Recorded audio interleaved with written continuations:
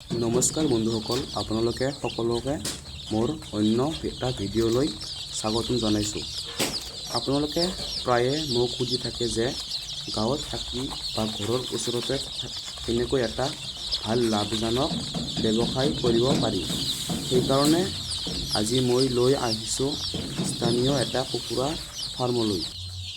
এই ফাৰ্মখন কেনেকৈ আৰম্ভ কৰা হ'ল, কেনেকৈ কুকুৰাবোৰ যত্ন লোৱা হ'ল আৰু ইয়াৰ পৰা মাহত কেনেকুৱা লাভ হয়, এই সকলোবোৰ আজি আমি এই ভিডিঅ'টোত জানিম।